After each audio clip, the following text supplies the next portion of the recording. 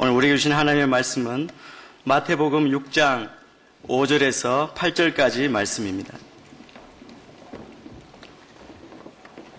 마태복음 6장 5절에서 8절까지 말씀을 우리 모두가 합독하겠습니다. 네 절인데요. 우리 한 목소리로 함께 말씀을 봉독하겠습니다. 5절입니다. 시작. 너희는 기도할 때 위선자들처럼 하지 말라. 그들은 사람들에게 보이려고 회당이나 길모퉁이에 서서 기도하기를 좋아한다. 내가 진실로 너희에게 말한다. 그들은 이미 자기 상을 다 받았다. 너는 기도할 때 방에 들어가 문을 닫고 은밀하게 계시는 내 아버지께 기도하여라. 그러면 은밀하게 계셔서 보시는 내 아버지께서 내게 갚아주실 것이다. 또 기도할 때는 이방 사람들처럼 빈말을 반복하지 마라. 그들은 말을 많이 해야 아버지께서 기도를 들어주실 거라고 생각한다. 너희는 이방 사람들처럼 기도하지 말라.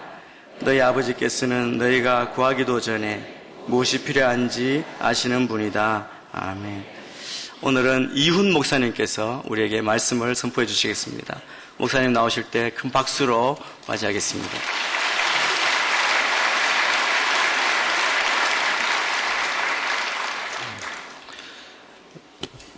오늘 우리 모두는 새벽을 깨우고 주님 앞에 가까이 나왔습니다.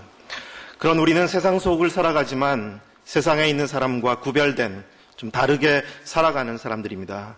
세상 사람들이 볼 때도 참 저 사람들은 참 다르게 산다 여길 수 있을 것 같습니다. 우리가 생각할 때도 우리는 다르다 그런 생각을 갖고 살아갑니다. 그것은 우리가 거룩한 백성들 성도이기 때문일 것입니다. 우리가 다르게 살아가야 한다는 부르심을 받고 있다는 것도 알고 있고 또 다르게 살아가고 싶어 합니다. 하지만 한편 우리가 또한 알고 있는 사실은 우리가 이 세상 속을 살아가면서 우리는 세상에서 영향을 받고 또 세상을 배우고 또 닮아가고 있다는 것도 알고 있습니다. 우리는 세상에서 만들어지고 세상 사람들처럼 살아가는 우리 모습을 갖고 있기도 합니다. 사람을 환경의 동물이라고 말하기도 하죠. 우리가 어느 환경을 살아가느냐에 따라서 그 환경 속에서 영향을 받습니다. 그래서 만약 우리가 환경이라는 것을 선택할 수 있다면 잘 선택하는 것이 굉장히 중요한 것이겠죠. 아주 나쁜 환경 속에서 태어나 자란다면 그 영향이 크다는 것을 우리가 알고 있기 때문입니다. 맹모 삼천지교의 이야기도 우리가 아는 것처럼 한 생명이 어떤 환경 속에서 성장해 가느냐는 그 사람의 인생에 큰 영향을 미치기 때문입니다. 세상 속을 살아가는 우리에 대한 하나님의 뜻은 분명합니다. 우리가 세상 속에 있지만 우리는 세상에 속한 것이 아니라 하나님께 속해 있다는 것이고 우리가 비록 세상 안을 살아가지만 세상에서 영향을 받고 살아가기보다는 하나님 아버지께로부터 영향받고 살아가게 되기를 기대하시는 것이죠.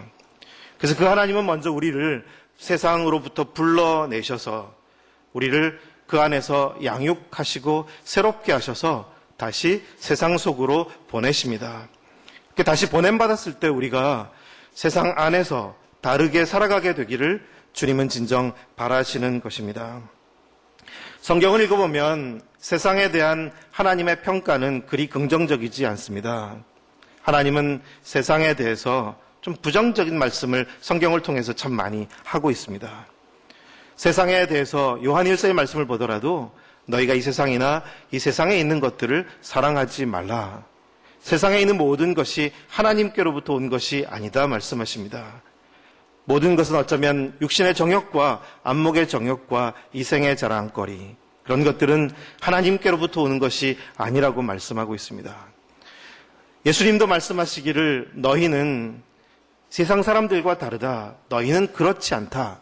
다르게 살라는 말씀을 참 많이 하셨습니다.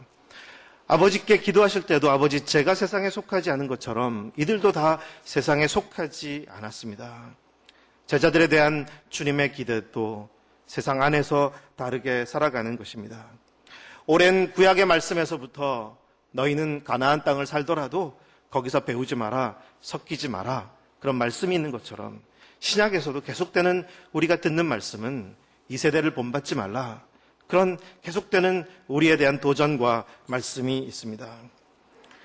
그래서 신약 성도들의 고백은 우리는 하나님께로부터 은총을 입고 어두운 데서 불러내어 그 기이한 빛 가운데로 옮겨진 사람들이고, 그래서 이제는 우리가 빛의 자녀답게 살아야 한다. 그런 말씀들을 듣고 고백하게 됩니다.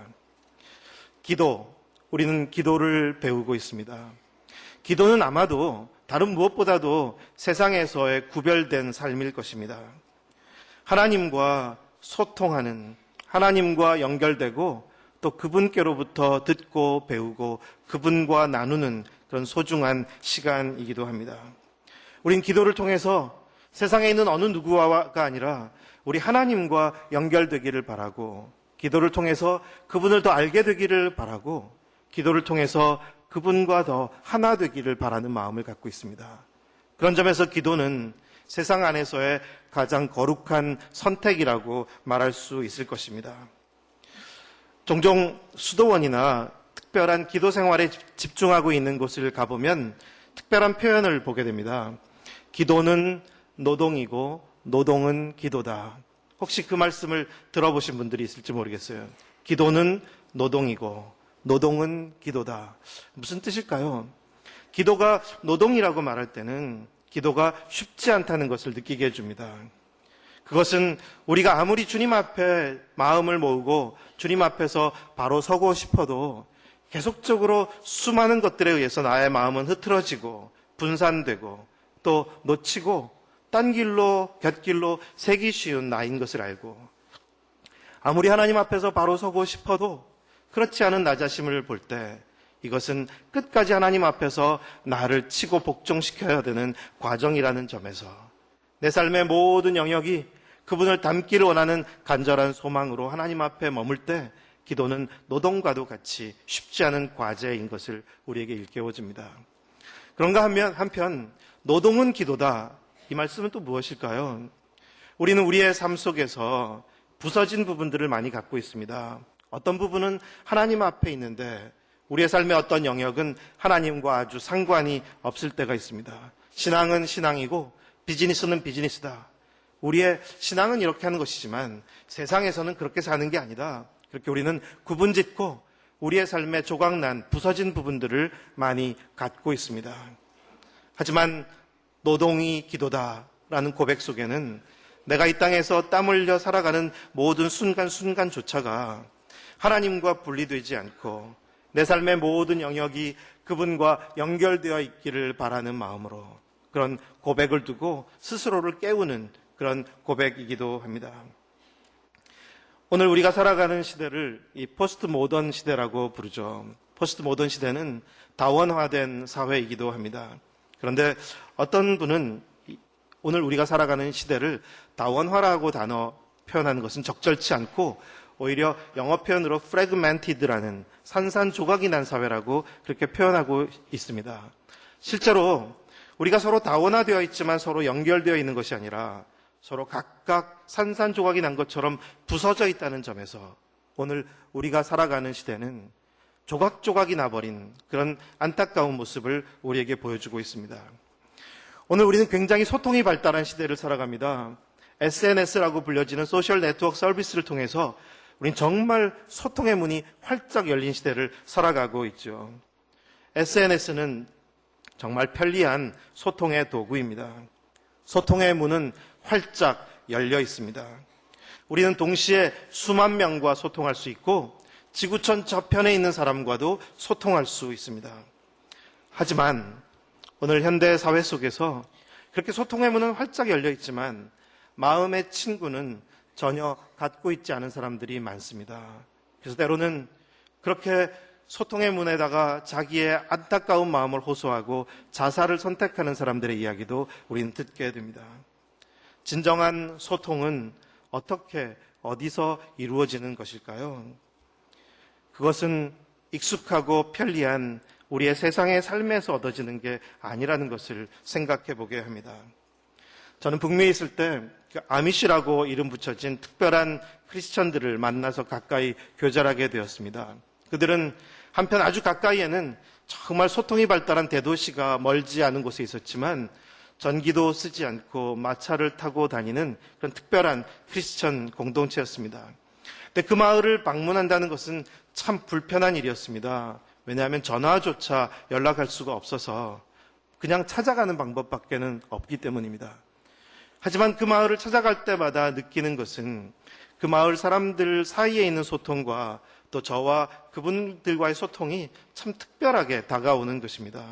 사실 그들은 서로 연결하는 방법이 전화도 없기 때문에 찾아가는 방법밖에 없고, 그리고 편지를 써도 컴퓨터가 없으니 다 친필로 쓸 수밖에 없습니다. 한번 그 다음에 찾아가려고 해도 또 가서 언제 친구가 올 테니까 기다려달라고 말할 수밖에 없고, 그렇게 해서 한참 후에 이제 찾아가는, 그렇게 이루어지는 관계였습니다. 하지만 그들과의 만남과 관계는 진정한 나눔이 어떤 것인지를 참 많이 돌아보게 해 주었습니다. 때로 그들과 함께 식사를 할 때 그들은 누군가 대표 기도를 하지도 않더라고요. 하지만 모두가 함께 침묵 속에서 잠잠히 하나님 앞에서 감사의 기도를 한 30초에서 1분 정도는 하는 것 같았습니다. 또 식사가 다 마치면 또 다시 침묵 속에서 하나님께 감사의 마음을 각자 표현하고, 그리고 이제 일상으로 살아갑니다. 그들의 삶은 어쩌면 많은 아이들이 함께 사는 작은 어떤 가옥 안에서 부딪혀 살아가는 모습을 갖고 있는 것 같기도 했지만, 그러나 마음에 여유가 있고 진정한 나눔이 무엇인지, 그리고 하나님 앞에서의 단순하고 신실한 모습을 다시 한번 일깨워주는 그런 소중한 스승이 되었습니다. 우리의 오늘의 삶과 비추어 볼 때 저는 그런 생각을 가져봅니다.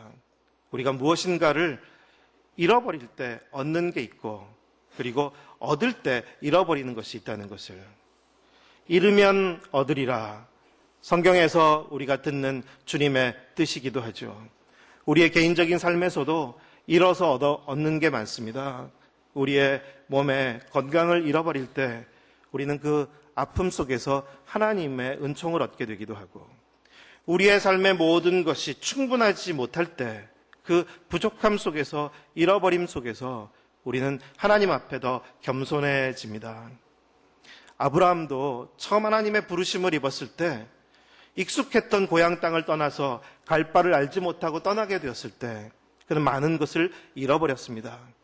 하지만 그 잃어버림을 통하여 그는 하나님을 친밀하게 알아가게 되고 경험하게 되었습니다. 반면에 얻으면 잃으리라는 것처럼 이스라엘 백성들이 광야 가운데서 갖고 있었던 것이 아무것도 없었을 때는 그들이 하나님 앞에 보다 깨어 있을 수 있었지만, 그들이 약속의 땅 가나안에 들어가고 나니까 그 가나안 땅은 젖과 꿀이 흐르는 땅이요 모든 것이 갖추어진 풍부한 땅이었는데, 사실 그들은 거기서 하나님을 잃어버리고 자신이 누구인지조차 잃어버리고, 그리고 그 땅 백성들처럼 섞여서 살아가 버리게 된 그런 안타까운 모습을 우리는 성경에서 보고 있습니다. 잃으면 얻으리라. 하지만 얻으면 잃으리라. 그런 말씀으로 우리의 기도 생활에 대해서 생각해 보고 싶습니다. 우리의 기도도 그렇습니다. 잃으면 얻고 얻으면 잃습니다. 오늘 말씀을 통해서 우리가 어디서 기도할 것인가, 그리고 얼마나 기도해야 되는 것일까, 도대체 어떻게 기도해야 할 것인가, 주님의 말씀을 함께 듣고 싶습니다. 먼저 5절 말씀을 함께 읽겠습니다. 5절 말씀을 함께 읽죠. 시작. 너희는 기도할 때 위선자들처럼 하지 말라. 그들은 사람들에게 보이려고 회당이나 길 모퉁이에 서서 기도하기를 좋아한다. 내가 진실로 너희에게 말한다. 그들은 이미 자기 상을 다 받았다. 주님은 이 말씀을 통하여 우리의 기도 생활이 새 속에 물들기 쉽다는 것을 일깨워 주십니다. 우리가 위선자가 될 수 있다고 말씀하십니다. 우리의 기도가 위선이 될 수 있는 것일까요? 아마 우리 중에 어느 누구도 위선자가 되고 싶은 사람은 없을 것입니다. 하지만 사실 우리 인생이 아주 꼬마 때, 벌가벗었을 때를 벗어나서 옷을 입기 시작할 때부터 우리는 위선을 배우기 시작한다고 해도 과언이 아닐 것입니다. 우리는 사람들 앞에서 옷을 입고 살기 시작하는 것이죠. 그때 우리는 사람들이 나를 어떻게 볼까? 사람들이 나에게 대해서 뭐라고 할까? 그 사람들의 시선과 평가로부터 이제는 자유롭지 않은 인생을 살기 시작합니다. 그때부터 우리는 위선이라는 것을 시작하는 것이라고 말할 수 있겠죠. 우리는 외식을 하기 시작하는 것입니다. 우리가 아침에 나갈 때부터 우리는 옷을 입고 나가고 우리 나름대로 가꾸고 나가죠. 그 이유는 사람들의 눈이 있기 때문입니다. 우리가 집에만 혼자만 있다면 옷을 입을 필요도 없고 가꿀 필요도 없겠죠. 그렇지만 우리가 집을 나서는 순간부터 우리는 옷을 입고 뭔가를 준비하고 나갑니다. 그것은 하나님 앞에 비춰지기 위한 것이 아니라 사람들에게 내가 비춰지는 모습에 대해서 신경을 쓰기 때문이잖아요. 우리는 사람들이 나에 대해서 보고 말하는 것에 이제는 묶여서 살아가게 됩니다. 우리의 신앙생활, 기도생활도 그렇게 될 수 있다는 것을 주님은 말씀하십니다. 사람들 앞에서 기도하게 되고 사람들 앞에서 신앙생활을 하게 되는 것이죠. 그때 우리는 사람들의 평가도 받게 되고 사람들의 이야기를 많이 듣게 됩니다. 그런데 주님은 오늘 말씀하시기를 만약 너희가 그렇게 사람들 앞에서 하게 된다면 아무것도 기대하지 말라 그렇게 말씀하십니다. 그들은 이미 자기 상을 다 받았다. 그것은 더 이상은 받을 생각하지 마라. 만약 사람들 앞에서 기도 생활하는 것이라면 더 이상은 기대하지 마라. 그렇게 말씀하고 있는 것이죠. 그렇다면 주님은 우리가 어디서 기도하게 되기를 바라시는 것일까요? 첫 번째, 어디서? 기도의 골방을 주님께서는 소개해 주시고 있습니다. 기도의 장소는 문을 닫고 은밀한 곳에서 이루어지는 골방의 기도여야 함을 가르쳐 주십니다. 6절 말씀을 우리 함께 읽도록 하겠습니다. 시작. 너는 기도할 때 방에 들어가 문을 닫고 은밀하게 계시는 내 아버지께 기도하여라. 그러면 은밀하게 계셔서 보시는 내 아버지께서 내게 갚아주실 것이다. 앞절에 그런 소개가 있었죠. 사람들에게 보이려고 회당이나 길 모퉁이에서 기도하는 위선자가 있다. 그렇게 표현하고 있습니다. 유대인들은 정기적으로 기도하는 사람들이었고 그리고 포로 시기에는 하루에 3번 기도하는 관습이 생겼다고 합니다. 기도하는 시간이 되면 외출했다가도 꼭 기도 시간을 지키는 것이죠. 오늘도 많은 모슬렘 신자들은 보면 하루에 5번 기도 시간이 되면 다들 그 자리에서라도 무릎을 꿇고 엎드려서 기도하는 모습을 우리에게 보여줍니다. 그런 관습들은 참 경건해 보이게 되고 그리고 그 관습을 나쁘다고 말할 사람은 아무도 없을 것입니다. 예, 기도 생활은 좋은 관습입니다. 하지만 자연히 사람들에게 보여지는 것이 되고 맙니다. 오늘도 우리가 새벽 기도회, 철야 기도회 빠지지 않고 참석하는 사람들은 그렇지 않은 사람들보다 더 경건해 보이는 것이 사실입니다. 우리는 사람들에게 보이려고 선택하는 것은 아니지만 실제로 우리의 기도 생활은 보이고 있기 때문에 더 경건해 보이게 됩니다. 어느 집을 방문하던 기도하는 사람들, 그리고 음식점에서도 꼭 기도하는 모습을 보여주는 사람은 더 신앙이 좋은 사람으로 비춰지게 되어 있습니다. 그런데 그렇게 우리의 신앙생활과 기도생활이 계속되다 보면 자연스럽게 우리는 외식과 또 위선의 자리에도 서게 된다는 것을 느끼게 됩니다. 만약 기도라는 것이 하나님과 나만의 대화라면 둘만의 장소가 필요한 것 아닐까요? 기도라는 것이 다른 누구와의 소통이 아니라 하나님과의 소통이라면 그분과 나만의 만날 장소가 필요할 것입니다. 시장 한복판에서 대화가 될까요? 광장에서 대화가 잘 되지 않습니다. 남들이 보고 듣는 가운데서는 진지한 대화가 잘 되지 않는 법이죠. 저는 개인적으로 참 신앙이 무엇일까 이렇게 고민하면서 되돌아보게 되었을 때부터 제게 있는 종교적 관습들을 좀 벗어버리고 싶은 마음이 들었습니다. 오랜 동안 아주 어렸을 때부터 어떤 종교 생활을 해왔기 때문에, 신앙생활을 해왔기 때문에 몸에 밴 게 너무나 많았는데 우선 목회자가 되어도 목회자 티를 내는 것으로부터 벗어나고 싶은 마음이 들었고 보다 사람들과 참 편하게 소통할 수 있는 친구처럼 여겨지기를 바랬습니다. 그래서 때로는 양복을 안 입는 것을 더 선호하게도 되었고, 그리고 때로는 신방을 가도 기도하지 않고 그냥 대화를 나누기도 했고, 또 음식점에서도 주로 불신자들과 함께 이야기를 나눌 때는 기도하지 않고 함께 마음으로만 기도하고 함께 소통을 하기도 했습니다. 사실 그것은 제가 사람들에게 보여주는 것이 나빠서가 아니라 정말 이렇게까지 할 필요가 있을까? 오히려 더 마음의 소통을 나누고 싶은 그런 마음이 있었기 때문입니다. 기도하는 습관이 나쁜 것이 아니라 사실 겉으로 보이는 신앙인이 아니라 오히려 생각과 가치와 인생의 방향과 목적이 다른 사람이기를 바랬습니다.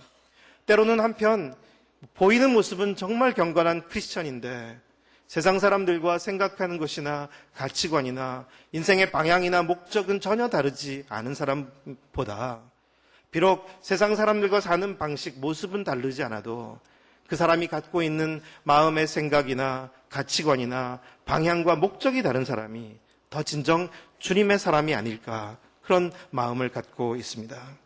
예수님께서 이 땅에 계실 때 세리와 죄인 창녀들과 식사하실 때 꼭 보이는 기도를 열심히 하셨을까? 그렇지 않을 것이라는 생각이 듭니다. 예수님은 방에 들어가서 문을 닫고 기도하라 하십니다. 기도의 골방은 누구의 방해도 받지 않는 장소, 누구도 의식하지 않아도 되는 장소입니다. 나의 있는 모습 그대로를 드러내고 나의 속사정을 그대로 주님 앞에 올려드릴 수 있는 그런 장소입니다. 예수님은 이 땅에 계실 때 종종 한적한 곳으로 가셨습니다. 사람들이 없는 곳에서 홀로 하나님 앞에 머물러 기도하셨습니다. 그렇게 하신 이유는 오직 하나님 아버지와의 만남을 소중히 여기셨기 때문일 것입니다. 수많은 사람들이 보고 있는 가운데서가 아니라 내가 아빠 아버지와 특별히 만날 소중한 이유가 있기 때문에 더 한적한 곳을 찾으셨습니다. 골방은 오늘 우리 시대에 머물기 어려운 장소입니다. 낯선 장소입니다. 오히려 우리에게 익숙한 장소는 광장과 시장일 것입니다. 쇼핑몰과 같은 곳이 우리에게 훨씬 더 익숙한 장소가 되어 왔습니다. 광장이나 시장은 사람들을 모으는 힘이 있고 사람들을 끄는 매력이 있습니다. 하지만 골방은 사람들에게 끄는 힘이 없고 사람들의 마음을 그리로 향하지 못하게 합니다. 하지만 광장과 시장은 우리의 마음을 분산시키시고 우리의 마음을 집중하지 못하게 하는 곳이 되기도 하죠. 우리의 삶이 광장과 시장을 향할 때 우리의 영적인 삶은 무너질 수 있다는 것을 한번 돌아보고 싶습니다.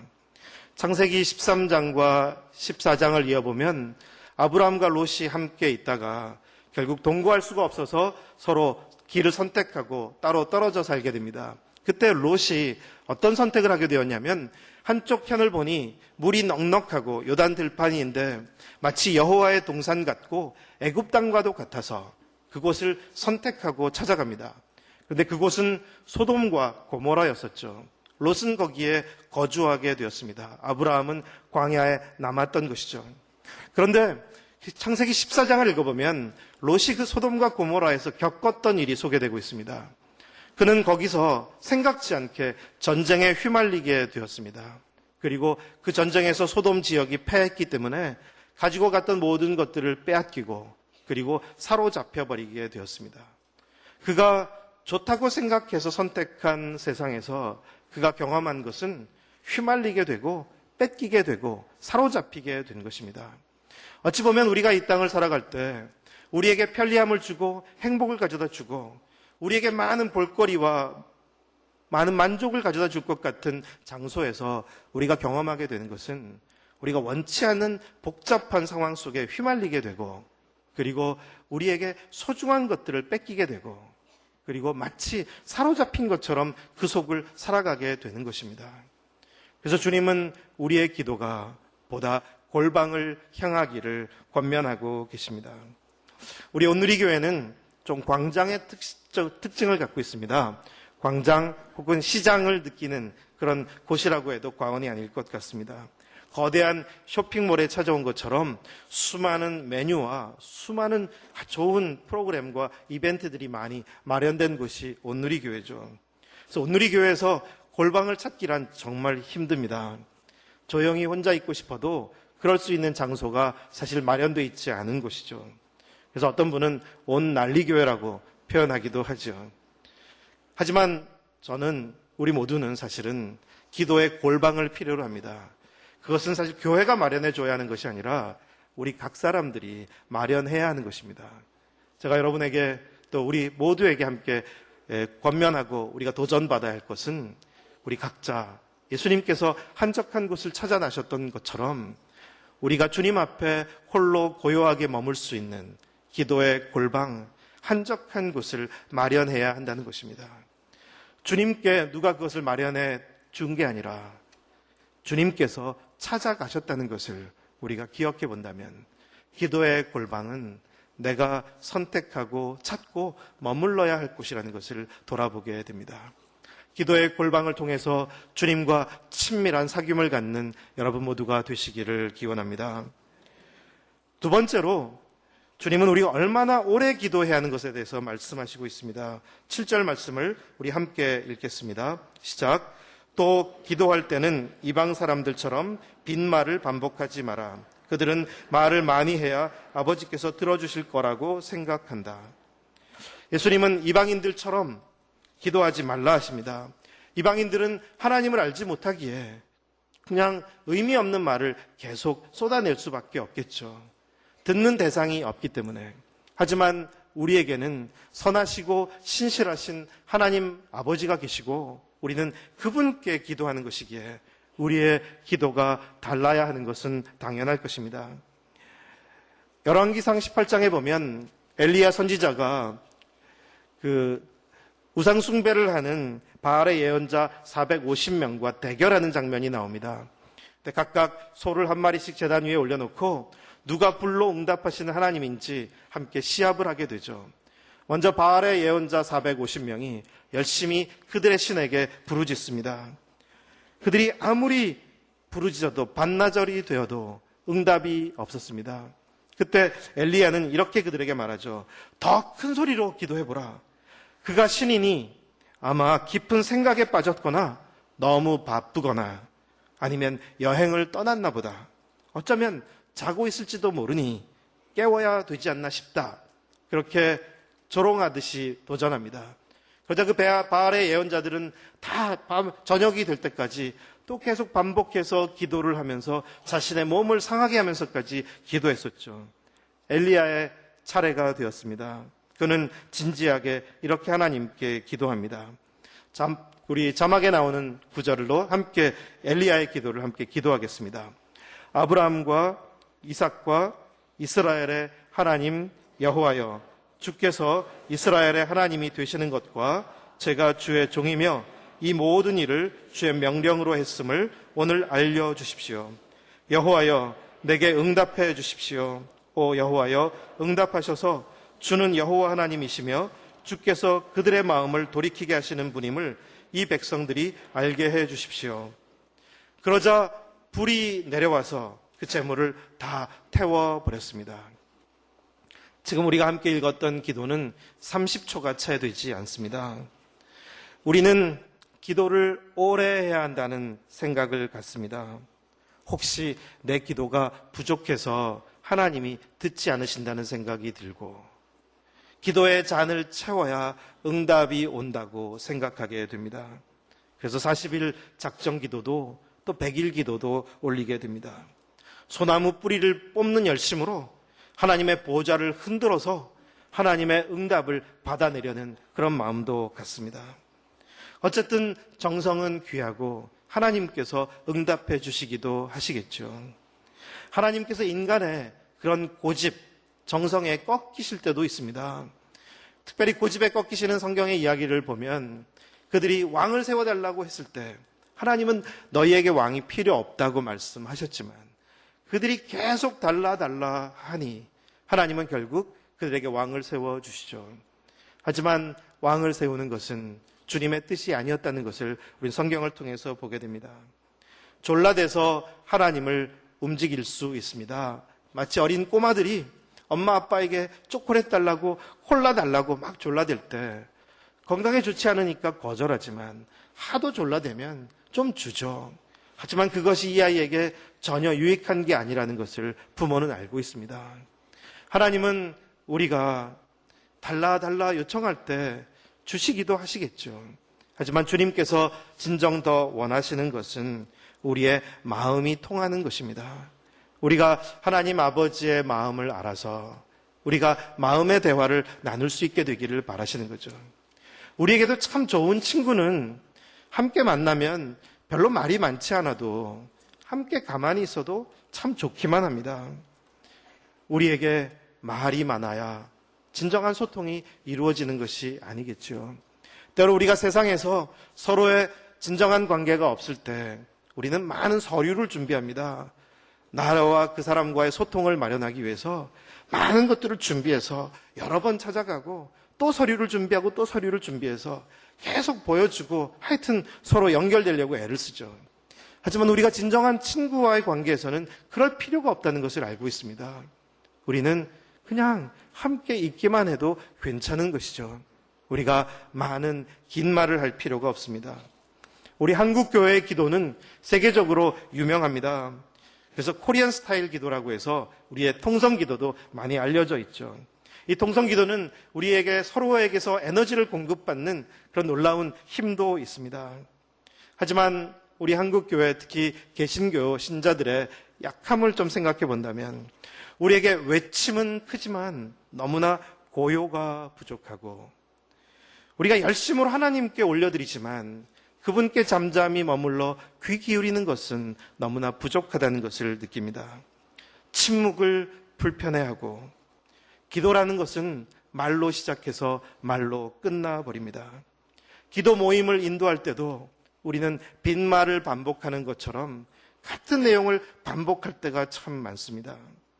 길어야 주님께서 들으시는 것은 아닐 텐데 우리의 기도가 그렇게 주님 보시기에는 뭔가 도전받아야 될 것이 있다고 말씀하시는 것 같습니다.